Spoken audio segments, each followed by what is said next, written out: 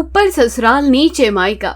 नेहा अपने घर में अपने माता पिता के साथ रहा करती थी। नेहा और उसके माता पिता पिछले 2 साल से एक ही घर में थे और उन्हें शहर आए 30 साल से ऊपर हो चुका था। पर इतने समय के बाद भी उसके माता पिता कभी अपना खुद का घर नहीं खरीद पाए। ऐसे ही एक दिन मकान मालिक आता है और नेहा की माँ आशा देवी से कहता है, आशा बहन, अब आपको ये घर खाली करना होगा क्योंकि ये घर मैंने बेच दिया है। पर क्यों भाई साहब, घर बेचने से पहले एक बार हमारे बारे में तो सोच लेते। आप कितने अच्छे हैं, हमारी कितनी अच्छी बनती है। 2 साल से हम आपके घर में हैं, पर ना हमें कभी आपसे कोई शिकायत हुई है और ना ही आपको हमसे। क्या करें बहन, अगर मेरी भी बेटी होती तो आपकी तरह अपनी बेटी के साथ सुखी रहता। पर मेरे तो नालायक 2 बेटे हैं, बंटवारे के लिए इस तरह से लड़ रहे हैं मानो जैसे एक दूसरे का खून ही कर डालेंगे। इसलिए मुझे ये जमीन बेचनी पड़ी। आपके पास 10 दिन का टाइम है, कोई दूसरा मकान ढूंढ लेना। इतना बोलकर मकान मालिक वहाँ से चला जाता है। रात को जब नेहा के पिता आदर्श घर आते हैं तो आशा देवी आदर्श से कहती है, लो जी, ये घर भी अब खाली करना है। अगर आप अपना खुद का घर नहीं खरीद सकते तो ढंग का कोई घर ढूंढ लेना जहाँ हम अपनी बेटी के साथ रह सके। अब हमारी बेटी बड़ी हो चुकी है, छोटी बच्ची नहीं है जिसे लेकर हम घर घर भटके। आशा, मुझे अकेला दोष मत दिया करो। शहर में घर लेना कोई मामूली बात नहीं है। मैंने तुमसे कहा था कि पहले मुझे अपना खुद का घर लेने दो, तब नेहा को लेकर आना। पर तुम्हें तो लगा कि मैं कोई लड़कीबाजी कर रहा हूँ, आगे बेटी को लेकर। आप दोनों फिर से लड़ने लगे। मुझे समझ नहीं आता आप दोनों छोटी छोटी बातों पर इतना क्यों लड़ते हो। मैं तो परेशान हो चुकी हूँ आप दोनों से। हे भगवान, मुझे मेरा जीवन साथी ऐसा मत देना। मुझे मेरा जीवन साथी ऐसा देना जो मुझसे कभी न लड़े और मेरी बातों को समझे। नेहा अपने माता पिता की लड़ाई से परेशान हो चुकी थी। अब इसी तरह से 10 दिन बीत जाते हैं और आखिरकार आदर्श को एक घर मिल ही जाता है। 10 दिनों बाद आदर्श नेहा और अपनी बीवी के साथ यशपाल जी के घर जाते हैं। अब हमारे नए मालिक यशपाल जी हैं। वो इस घर में अपने बेटे और बीवी के साथ रहते हैं। ऊपर वाला माला उनका है, इसलिए तुम दोनों कभी ऊपर मत जाना। उन्होंने सिर्फ नीचे वाला घर हमें किराए पर दिया है। आप तो हमें सिखा रहे हो जैसे हम छोटे बच्चे हैं और भागकर उनके घर में बैठे रहेंगे। अरे भाग्यवान, ये बात मैं तुम्हें इसलिए बता रहा हूँ क्योंकि यशपाल जी मिलिट्री में रह चुके हैं। उनका गुस्सा उनके नाक पर रहता है। मैं नहीं चाहता कि हमारी छोटी सी गलती की वजह से उन्हें परेशानी हो। आदर्श नेहा और आशा को सब कुछ अच्छे से समझा देता है। नेहा और आशा भी अच्छे से उस घर में रहते हैं और घर को साफ सुथरा रखते हैं ताकि कभी भी कोई बहस ना हो। पर कहते हैं ना, जिनका मिलन लिखा होता है वे मिलकर ही रहते हैं। हर महीने यशपाल का बेटा नितिन किराए लेने के लिए नीचे आता है और अगर आशा के घर में कोई कमी होती है तो उसी कमी को भी ठीक करने के लिए नितिन आता है। इसी तरह से नेहा और नितिन की मुलाकात होती है। समय बीतता जाता है और उन दोनों में प्यार हो जाता है। ऐसे ही एक दिन नेहा और नितिन एक मार्केट में घूम रहे होते हैं। नेहा, बोलो तुम्हें क्या चाहिए? आज तुम जिस चीज पर हाथ रखोगी वो चीज तुम्हारी होगी। तो लो, मैंने तुम पर हाथ रख दिया। तो अब बताओ कब बात करोगे मेरे और अपने लिए अपने घर में, और कब बताओगे उन्हें हम दोनों के बारे में? आज तुमने मुझ पर हाथ रखा है तो अब मुझे आज ही बताना होगा। चलो घर चलते हैं। मैं आज ही जाकर तुम्हारे घर वालों से बात कर लेता हूँ और अपने घर वालों से भी। पर तुम्हारे पापा को गुस्सा तो नाक पर रहता है, क्या वे मुझे अपनाएंगे? बच्चों के लिए माँ बाप कुछ भी कर सकते हैं। नितिन को खुद पर भरोसा था, इसलिए वे घर जाकर नेहा और अपने घर वालों से बात करता है। पर दोनों के घर वाले इस रिश्ते के खिलाफ हो जाते हैं। नालायक निकम्मा, तेरी हिम्मत कैसे हुई कि तू इस गरीब लड़की का हाथ थामे? अरे ये हमारे किराएदार हैं और मैं इस किराएदार वाली लड़की को अपनी बहू रानी कभी नहीं बनाने वाला। क्यों, तुमने अपनी बेटी को यही सब सिखाया है क्या? हमने अपनी बेटी को बहुत अच्छी सीख दी है। आपके बेटे ने अपने प्यार के जाल में हमारी बेटी को फंसाया है और वैसे भी हमें भी कोई शौक नहीं है ऐसे घर में अपनी बेटी देने का जिस घर का मुखिया पागल है, सनकी है। अरे मिलिट्री में रह चुके हो तो क्या गुस्सा नाक पर लेकर जाओगे? देख रहा है तू, इसके घर वालों को बात करने की भी तमीज नहीं है और तू ऐसी लड़की को अपने घर की बहू बनाना चाहता है। और तुम लोग निकल जाओ मेरे घर से, ढूंढ लो अपने लिए दूसरा घर। अरे ऐसे कैसे घर खाली कर दे? 1 साल का कॉन्ट्रैक्ट साइन किया है और अभी तो सिर्फ 6 ही महीने हुए। 6 महीने अब भी बाकी है हमारे पास। आप लोग जाओ अपने घर में ऊपर। यशपाल को बहुत गुस्सा आता है और वे अपने बेटे को घर के ऊपर ले जाता है। वहीं दूसरी तरफ आदर्श और आशा भी नेहा से इस बात से बहुत नाराज होते हैं। कुछ दिन इसी तरह बीत जाते हैं। और नेहा नितिन से मिल नहीं पाती और आखिरकार एक दिन वे दोनों छुपकर बाहर मिलते हैं। मुझे लगा था हमारे घर वाले मान जाएंगे, पर ये तो मानने से इनकार कर रहे हैं। अब हमारे पास एक ही रास्ता बचा है कि हम दोनों इनके खिलाफ जाकर शादी कर लें। अगर ऐसा हो गया तब तो इन्हें हमें अपनाना ही पड़ेगा। इतना बोलकर नितिन नेहा से शादी कर लेता है और उसे अपने घर की बहू बना लेता है। कुछ देर बाद नितिन और नेहा जब घर पहुंचते हैं तो आशा और यशपाल की आंखें फटी की फटी रह जाती हैं। नालायक, आखिर इस लड़की में ऐसा क्या है जो तूने इसे मेरे घर की बहू बना दिया? तू मेरे खिलाफ गया, मैं कभी सोच भी नहीं सकता था। नेहा बेटा, तूने इस लड़के के लिए अपने माँ बाप को धोखा दिया। गलती हमारी ही है। मैंने कहा था तेरे पापा से ये घर खाली कर दे, पर ये मेरी सुनते कहाँ हैं। माँ, नितिन बहुत अच्छा लड़का है और मुझे एक शांति वाला घर चाहिए था। पापा, जो होना था वो हो गया। अब हमें माफ करो और अपना लो नेहा को। नेहा बहुत अच्छी लड़की है, बिल्कुल वैसी जैसे आपको चाहिए। इतना सब कुछ हो जाने के बाद भी यशपाल नहीं मानता, पर नेहा के माता पिता मजबूर थे क्योंकि उनकी तो बेटी थी। वो इस रिश्ते को अपना लेते हैं, पर यशपाल इस रिश्ते को नहीं अपनाता और अपने बेटे और बहू को घर से निकाल देता है। तुमने जो किया वो गलत था। मेरी बेटी का ऊपर ससुराल नीचे मायका हो गया। तुम्हारे पिता हमें नहीं निकाल सकते क्योंकि हमारे पास अभी 5 महीने का कॉन्ट्रैक्ट बाकी है। इसलिए जब तक तुम्हारे पापा मान नहीं जाते और हमें दूसरा घर नहीं मिल जाता, तुम यहीं नीचे हमारे साथ रह लो। आखिर अब ये भी तो तुम्हारा ही ससुराल है और हमारी नेहा बेटी का मायका। अब नितिन अपने ही घर में अपने ससुराल वालों के साथ नीचे रहता है। अब नीचे नेहा का मायका था और ऊपर ससुराल। नेहा हर रोज अपने ससुराल जाती और अपने ससुर को मनाने की कोशिश करती। समय यूं ही बीतता रहता है, पर यशपाल नहीं मानता और एक दिन यशपाल को पता चलता है कि नेहा माँ बनने वाली है। ये खबर सुनते ही यशपाल की सारी नाराजगी खत्म हो जाती है और वे खुद नीचे जाकर अपने बेटे से कहता है, पता नहीं आजकल की कैसी पीढ़ी है। माँ बाप ने गुस्से में क्या कह दिया कि घर से निकल जाओ, सामान उठाते हैं और घर से निकल जाते हैं। जरा भी कोशिश नहीं करते माँ बाप को समझने की और उन्हें समझाने की। अब अपने घर चलो, घर ज्यादा दूर नहीं है बहू तुम्हारा, ससुराल ऊपर ही है, ये नीचे तुम्हारा मायका है।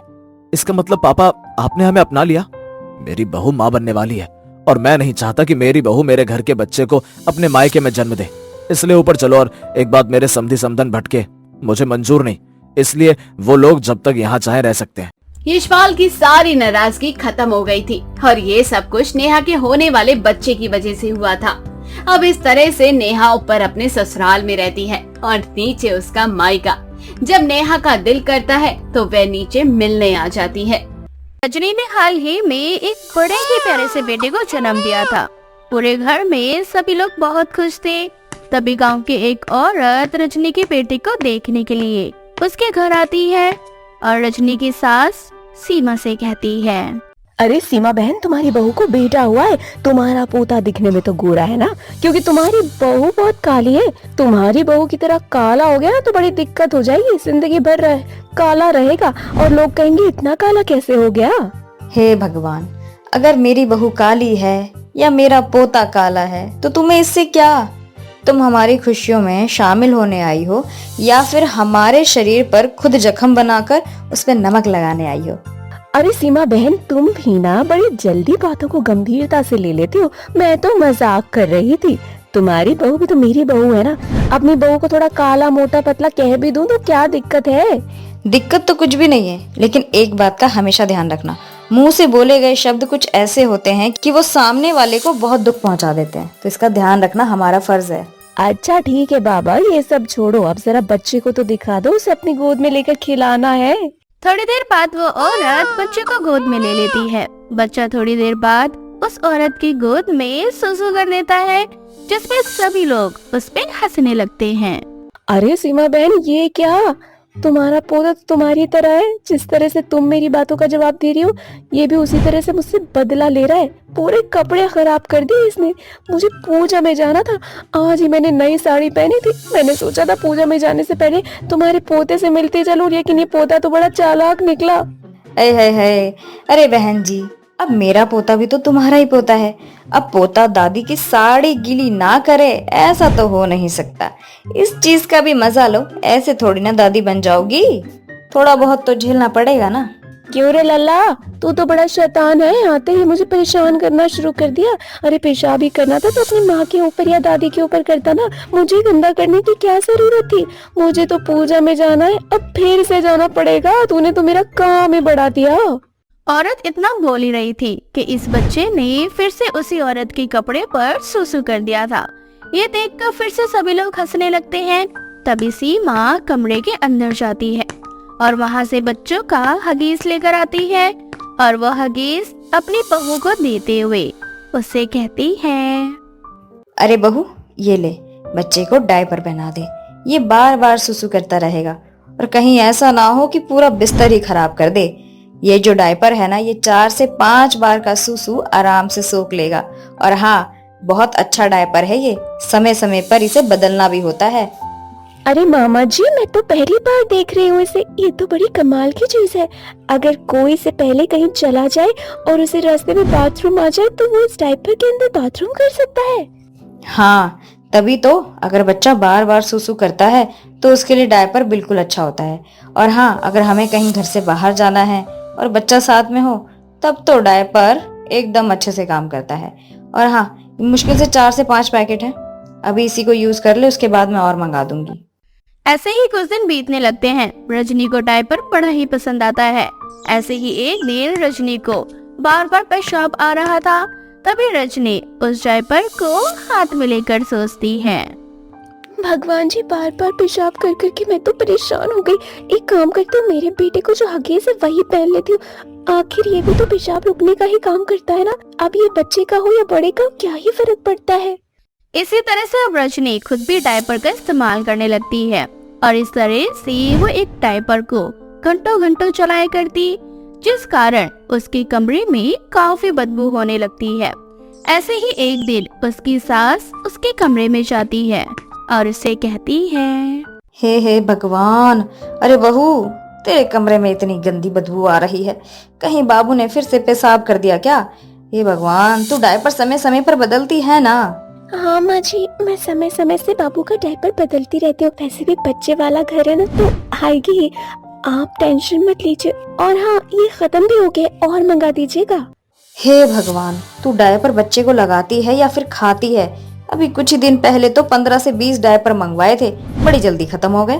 अरे माँ जी, दरअसल बात ये है ना कि बाबू बहुत सुसु करता है, जिस वजह से उसका डायपर बदलना पड़ता है। अच्छा ठीक है बाबा, टेंशन मत ले, मंगा दूंगी। माँ जी, एक बात और, डायपर का साइज ना थोड़ा सा बड़ा मंगवा देना सही रहता है। वो क्योंकि मैंने कुछ दिन पहले जो डायपर मंगाया था ना, उसका साइज बड़ा मंगाया था और वो बिल्कुल सही आता है। बाबू को तो आप उसी साइज में मंगवा देना। रजनी की बात उसकी सास को थोड़ी सी अटपटी लगती है, लेकिन वो उस समय तो कुछ भी नहीं कहती। ऐसे ही उसकी सास बड़े साइज का डायपर रजनी को ला कर देती है और ऐसे ही एक दिन रजनी डायपर लेकर वॉशरूम में जैसे ही चेंज करने के लिए जाती है, तभी उसकी सास उसे देख लेती है और रजनी मन ही मन मुस्कुराते हुए कहती है। थोड़ी देर बाद जब रजनी डायपर चेंज करके बाहर आती है, तब उसकी सास उससे कहती है, हे भगवान, तेरा दिमाग तो ठीक है ना बहू? अरे कितनी गंदी हरकत की है तूने। अरे डायपर बच्चों के लिए होता है, तुझे पता नहीं है क्या? और हम बच्चों को डायपर इसलिए पहनाते हैं क्योंकि इनको पता नहीं होता कब पेशाब करना है, कब क्या नहीं करना है। अरे तू तो बड़ी हो गई है ना, फिर ऐसी बच्चों वाली हरकत क्यों की? अरे अगर घर की लक्ष्मी ऐसी कुलक्षणी वाली हरकत करेगी तो घर में कभी बरकत नहीं होगी। माँ, इसमें कुलक्षणी वाली कौन सी बात है?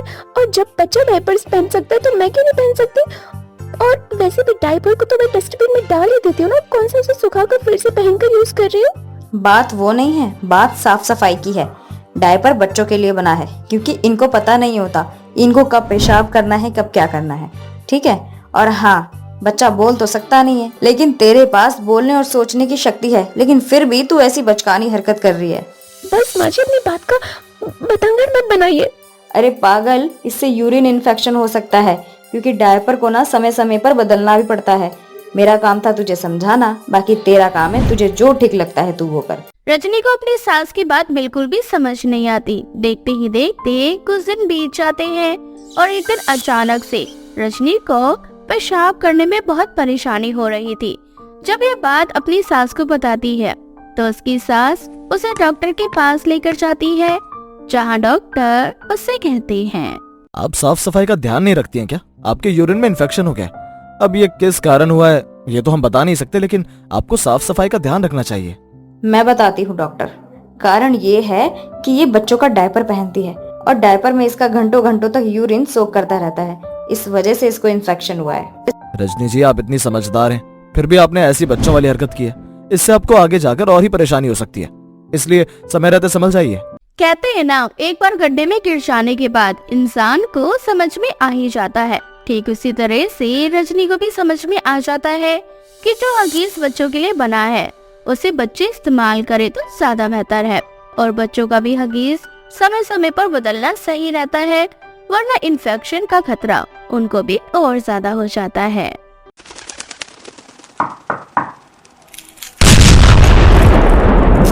चूचू चिड़िया की कहानी। नंदनवन के जंगल में चिंकी नाम की एक चिड़िया अपनी माँ टुनटुनी चिड़िया के साथ रहा करती थी। जब चिंकी चिड़िया बहुत छोटी थी तभी उसके पिता की मृत्यु हो गई थी।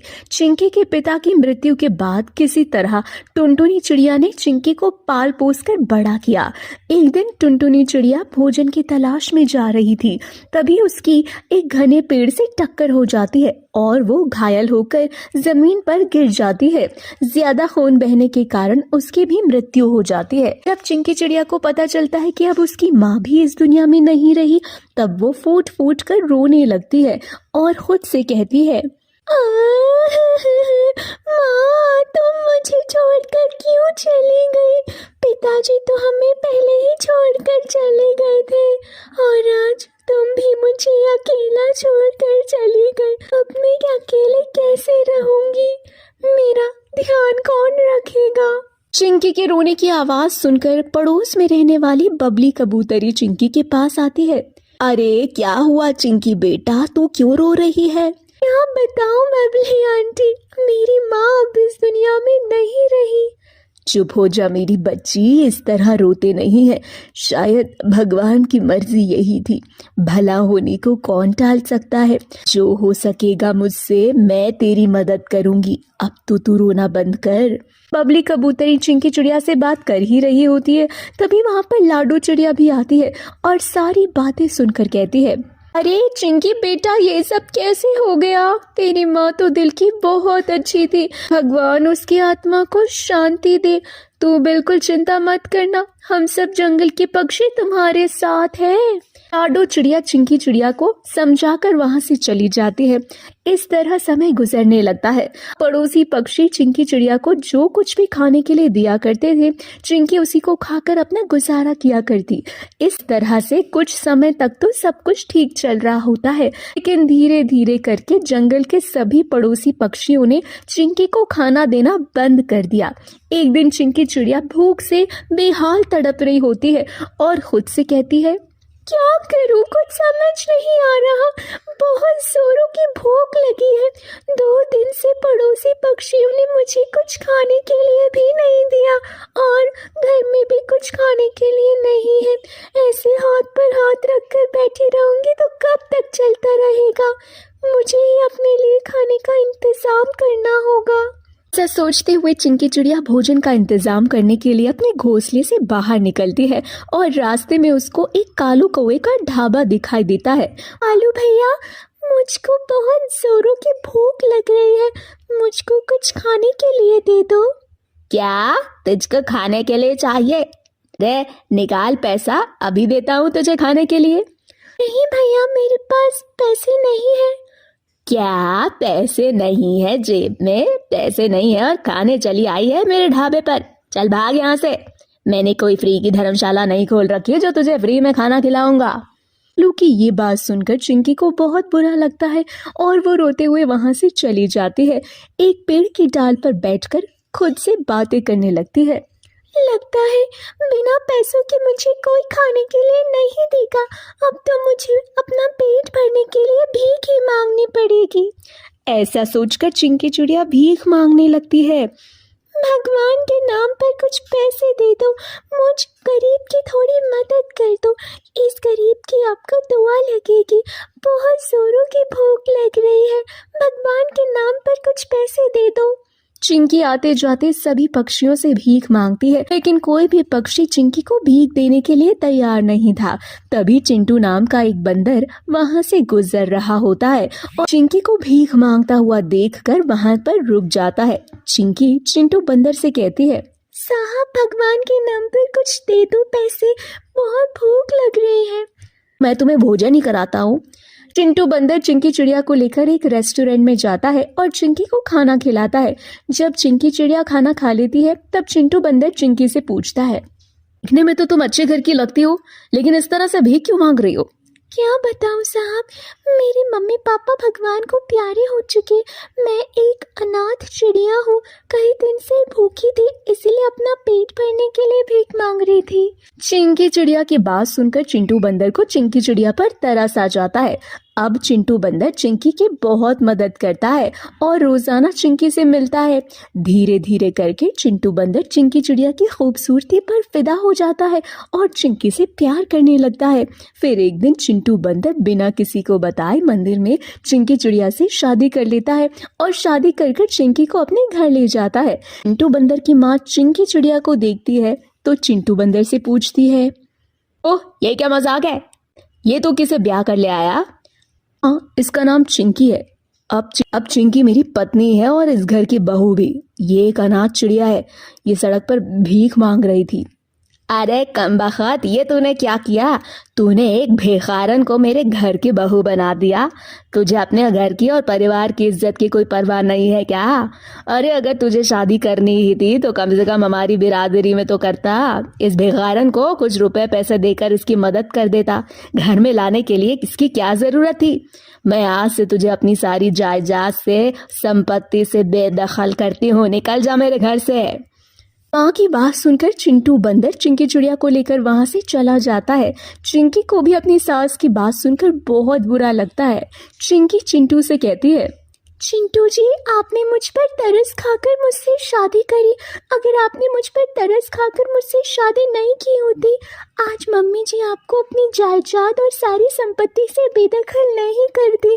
आपको मेरी वजह से कितना कुछ सहन करना पड़ रहा है, मुझे माफ कर दीजिए। कि ये तुम क्या बोल रही हो? मैंने तुम पर तरस खाकर तुमसे शादी नहीं की। मैं तुमसे बहुत प्यार करता हूँ और मेरे होते हुए तुम्हें चिंता करने की कोई जरूरत नहीं। धीरे धीरे सब सही हो जाएगा। उसके बाद चिंटू बंदर चिंकी चिड़िया को दूसरे जंगल ले जाता है। वहां पर दोनों मिलकर अपना एक नया घोंसला तैयार करते हैं और उसमें खुशी खुशी साथ रहने लगते हैं। दोस्तों, ये थी हमारी आज की कहानी। दोस्तों, क्या आपको पता है चिंकी के पति का क्या नाम था? अगर आपको पता है तो आप अपना आंसर हमें कमेंट सेक्शन में कमेंट करके ज़रूर बताएं। साथ ही वीडियो को लाइक ज़रूर करें और अपने दोस्तों के साथ शेयर करें। और ऐसे ही मज़ेदार वीडियो रोज़ाना देखने के लिए मेरे चैनल को सब्सक्राइब करना बिल्कुल भी ना भूलें।